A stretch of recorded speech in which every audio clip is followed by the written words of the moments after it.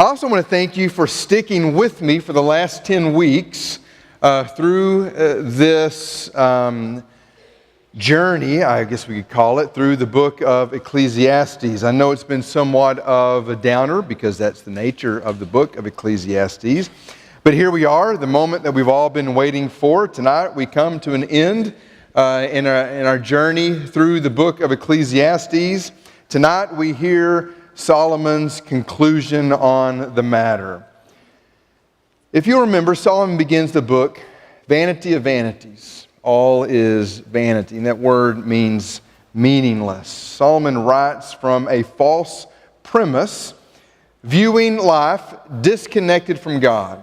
Not that he doesn't believe in God, but just living life as if this life is all there is, and there's no eternity, living disconnected from eternity, or living life with this view that God doesn't really matter. I believe in God, but God doesn't really matter. He doesn't come into play in my lives, in my words, in my actions, in my decisions. And so I just live life the way that I want to live.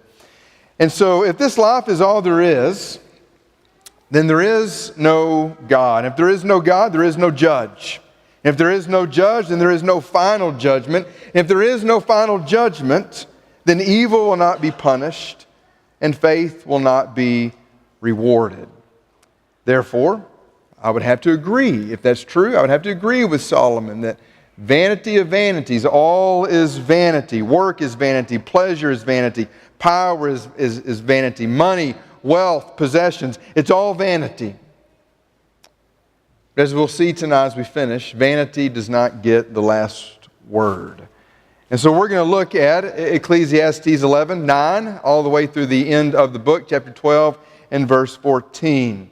And so we're going to see the conclusion of the matter. Life in light of eternity, verses 11:9 through 12 and verse 7.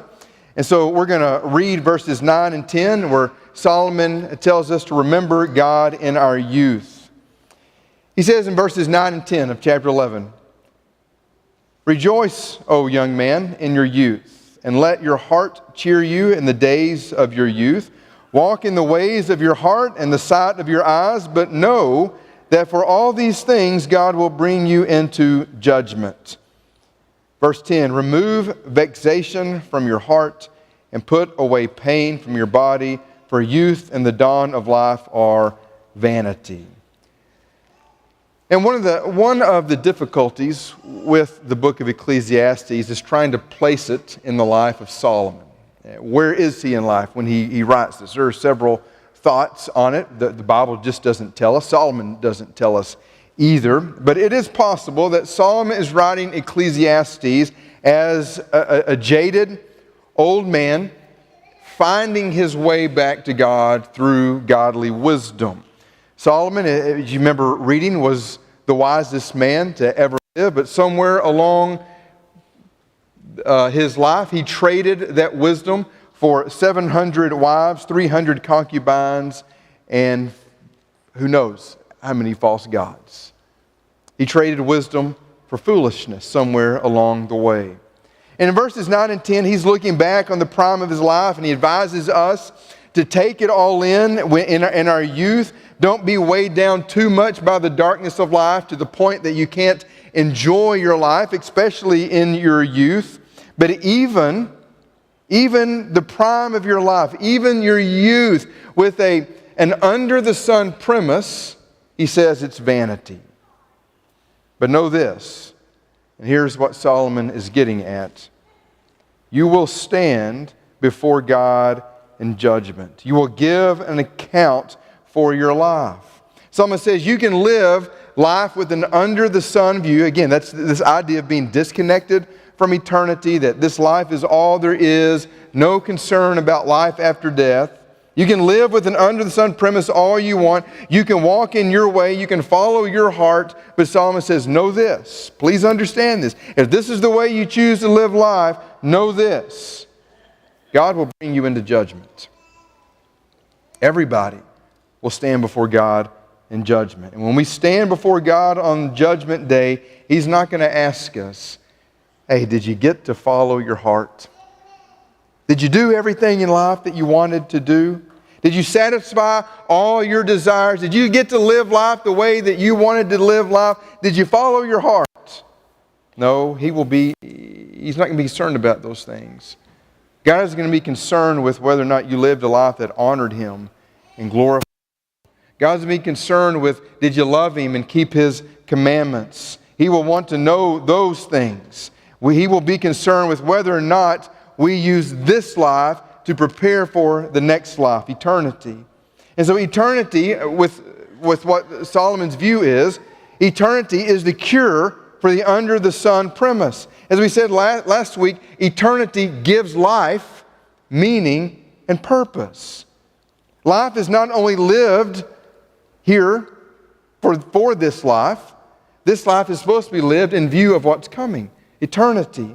Eternity is real. For that reason, life matters. Everything we do in this life is full of meaning. So he says his counsel is to remove grief and pain from your heart as much as you can, because God has given you life and meaning and a purpose bigger than yourself. We're told, or Jesus says in John 10 and verse 10, that He came that we may have life and have it abundantly. Judgment is the incentive to live a holy and righteous life, because in the end, righteousness will be rewarded and evil or wickedness will be punished. Young people, I'll use that loosely. How about that? Young people, don't dismiss eternity. I know you're young, 13, 14, 15, 16, 17, 18, whatever the case may be. You still may have 50, 60, 70 years of life. And it may seem like that. And you may have that much life left, but you may not. And so Solomon counsels you, prepare for eternity now in your youth. Develop the habits now in your youth that will last with you for the rest of your life so you can prepare for eternity. I think Solomon's telling us, look forward to growing older. It's a part of life. As you grow older, you gain wisdom of how to live life under the sun, how to live life with the view that God does matter.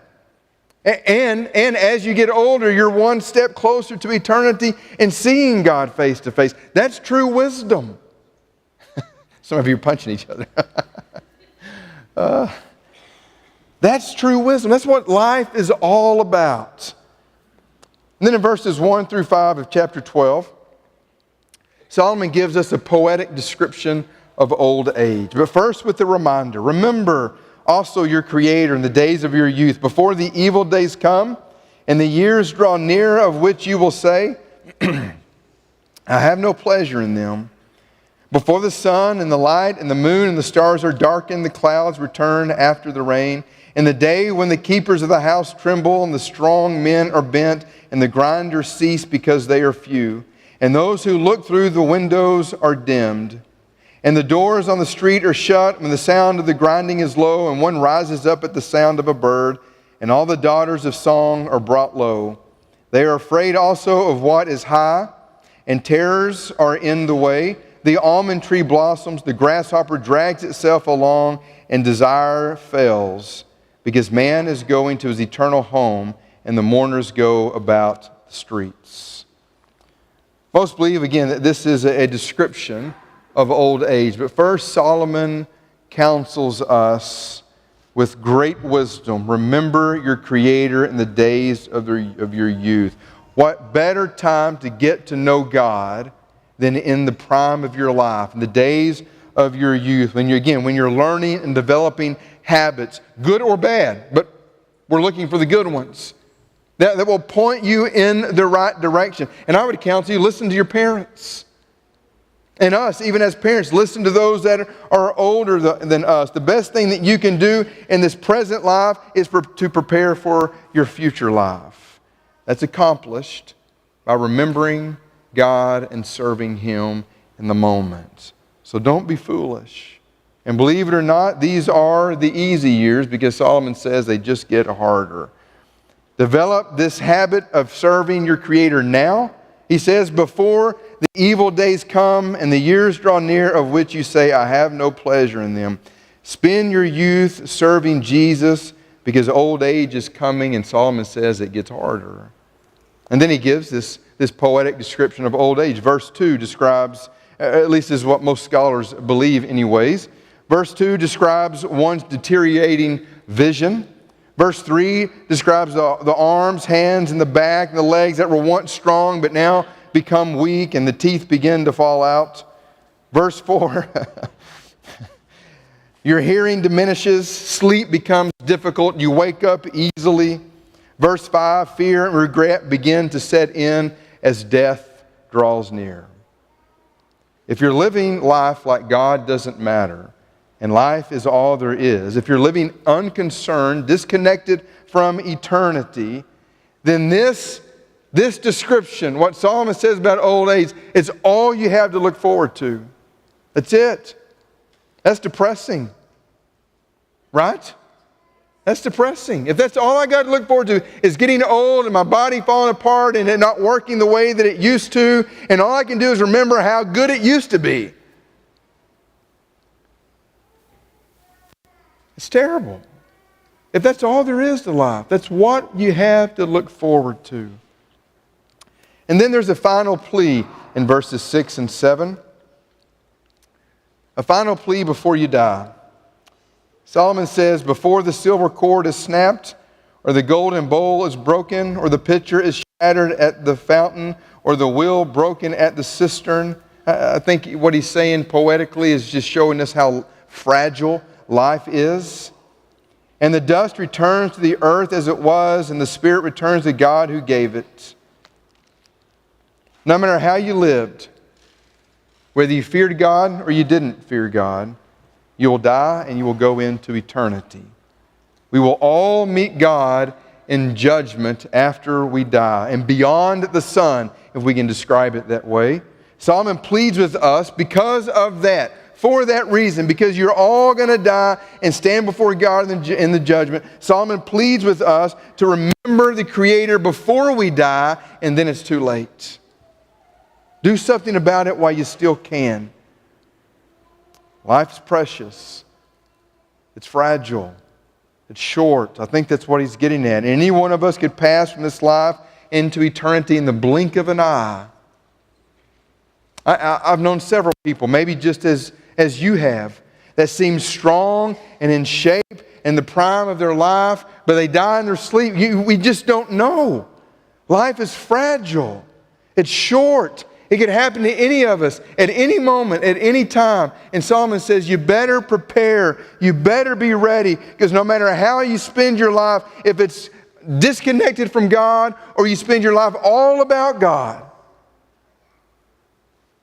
when you die, judgment's next. And there's nothing you can do about it. There's a lot of things I think we could escape in life and maybe get through and not have to worry about, but judgment is not one of them. It's coming no matter what you think and no matter how hard you try to avoid it, whether you believe in it or not, it's coming. And then he gives us the conclusion of the matter in verses 8 through 14. In verse 8, he gives us a final analysis of life under the sun. He ends almost the same way he begins. Vanity of vanities, says the preacher, all is vanity. Solomon restates his original premise, if you will, of the book. Disconnected from God in eternity, life is not only meaningless, it is the ultimate meaningless. Life without God has no meaning. Life only has meaning with God. There's so many people in our world, in our neighborhood, just right down the street, that live with this thought in mind that there's nothing after life, after this life. They just live disconnected from God. God doesn't enter their minds or their hearts, at least not to the degree where they worry about it and enough to do something about it. They don't care about changing their life. They live life. They just have this false idea that God just wants them to be happy and live life the way that they want to live life. And as long as they live a quote, good life, everything will turn out well. And so they live like God really doesn't matter. And they need the message of Ecclesiastes. As dark as it is, as depressing as it is, they need to hear the message of Ecclesiastes. And they need to hear the good news of Jesus because they're searching for meaning and purpose in so many things. So many things. When Jesus is their only hope. 1 Timothy 1 and verse 1. He is our hope. And then Solomon moves us towards true wisdom in verses 9 through 12. Besides being wise, the preacher also taught the people knowledge, weighing and studying and arranging many proverbs with great care. We have that book, the book of Proverbs. The preacher sought to find words of delight, and uprightly he wrote words of truth. The words of the wise are like goads, and like nails firmly fixed are the collected sayings. They are given by one shepherd. My son, beware of anything beyond these. Of making many books there is no end, and much study is a weariness to the flesh. Solomon seemed, maybe not only as king, but to have some kind of teaching ministry in addition to being wise. He spent time finding and pondering and evaluating and arranging many proverbs. Again, we have the book of Proverbs that he penned. He encouraged people with words of truth. He said the words of the wise are like goads. Think of Ecclesiastes as a sharp stick. These are not my thoughts. This is what one writer said. He said, think of Ecclesiastes as a sharp stick moving irrational animals to action in the right direction. That's what it's doing. Ecclesiastes is trying to poke us and move us in the right direction. All the while we're fighting against it, wanting to go in the opposite direction. And Ecclesiastes is poking and prodding us and even injuring us to some degree so we'll recognize the truth of the matter and head in the right direction. This book is meant to guide us to our Creator. And Solomon has done an excellent job showing the absurdity of living without God in mind. Ecclesiastes has shown us that lasting satisfaction is not found in power, it's not found in wealth, it's not found in material possessions. Solomon has shown us that true joy, true contentment, and purpose, and meaning, and real satisfaction are found in God and serving Him. Now, he's not stated it that way. But he has shown us how absurd it is to live without God being first in our life. That nothing else makes sense if you're not following God. Godly wisdom is unshakable, it's never changing, it's as applicable and as relevant to us today as it was when Solomon was penning it.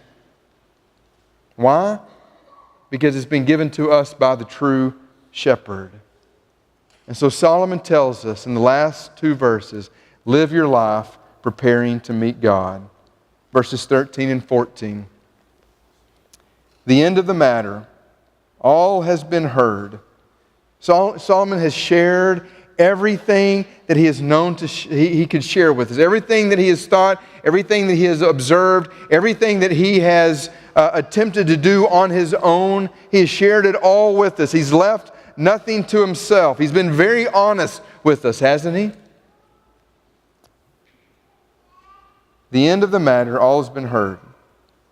Fear God and keep His commandments, for this is the whole duty of man. For God will bring every deed into judgment with every secret thing, whether good or evil. Vanity, I'm thankful. Vanity does not get the last word. Life isn't only lived under the sun. Life on earth isn't all there is. If you're living that way, you're wrong. And I don't mean that in a mean-spirited way. I don't mean that in a holier-than-thou way. I mean that in the way that God would mean it. Listen to Him. Follow after Him.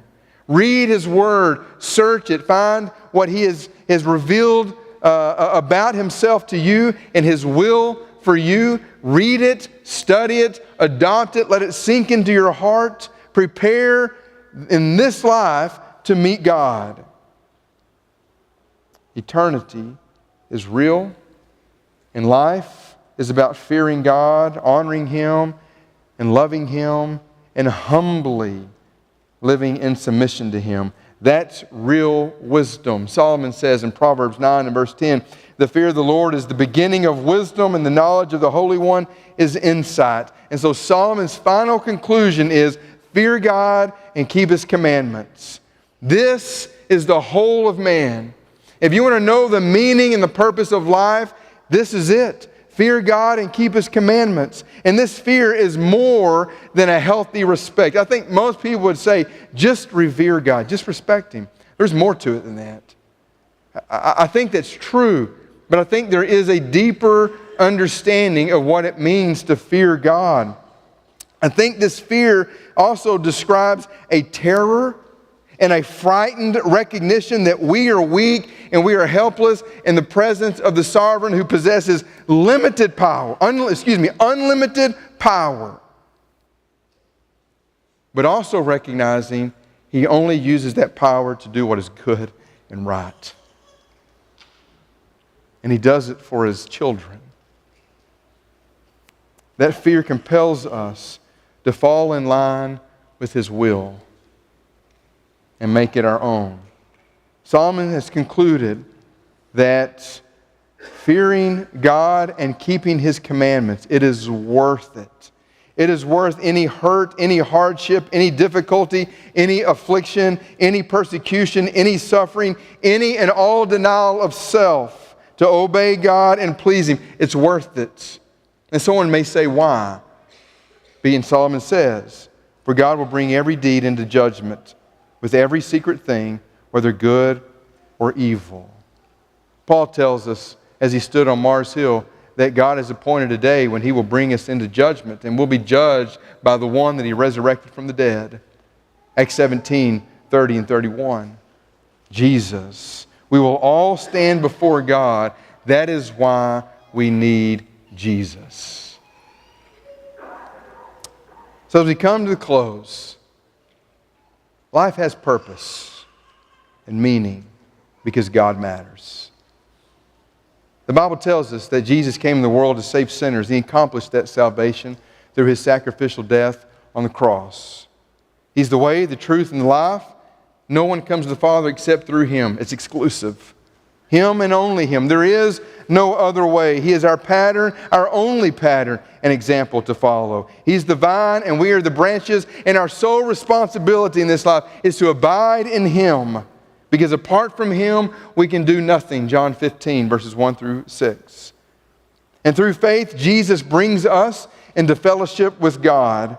He shows us what it means to obey God and follow Him in all things, at all costs, even if it means our death. Jesus is our example in everything. He teaches us how to pray, how to love. He teaches us how to treat our enemies. He teaches us how to forgive, how to handle betrayal, how to be faithful under opposition and persecution. He teaches us how to trust the Father's will in all things, how to love, how to serve, how to treat our enemies, how to treat the poor and children, how to welcome strangers and foreigners, how to show compassion and mercy. He teaches us how to work with others in ministry and how to care for sinners. He shows us how to be human. He shows us how to live with meaning and with purpose. The Apostle Paul wrote that the church is to grow up to look like Jesus in all things, Ephesians 4, and that our lives are hidden with Christ in God, and that He is our life, Colossians chapter 3, and then we're to let His Word dwell in us richly so that His peace may rule in our hearts, again, Colossians 3, and everything we do in word or deed is to be done in His name, giving thanks to the Father through Him. Again, Colossians 3, 15 through 17. He promises that He will never leave us nor forsake us, because He will be with us always, even to the end of the age. He lives in us and He strengthens us through His Spirit that is within us. And when we sin and we confess our sins, He is our advocate before the Father, and His blood cleanses us from all sin. And He's gone to prepare a place for us. And He tells us He will come again and receive us to Himself, that we may be with Him forever. John 14, 1 through 4. And what a day it will be when we hear those words. Well done, good and faithful servant. You have been faithful over a little, I will set you over much. Enter into the joy of your master. Matthew 25, 21. And on that day we will see the one we've never seen before, but we've trusted Him with our entire life. And every moment of suffering, every time we've grieved, every time we've been hurt, every tear that we have cried, every persecution we've endured, it will all be forgotten the moment that we see Him in glory. He matters. He is our everything. Church, when you stand before God in judgment, He's not going to ask you, did you follow your heart? He's not going to ask you, did you fulfill all your dreams? He's not going to be concerned with, did you live the life you wanted? He's only going to be concerned with, did you love me and keep my commandments? That's what life under the sun is all about. Did you love me and keep my commandments? This evening, if you need to respond to the invitation, we give the opportunity. If you're done, if you're through, if you see the futility and the vanity of living life for yourself, chasing everything you want, getting this and getting that, and only to find that it has no meaning and no purpose and no fulfilling, it doesn't fulfill your life.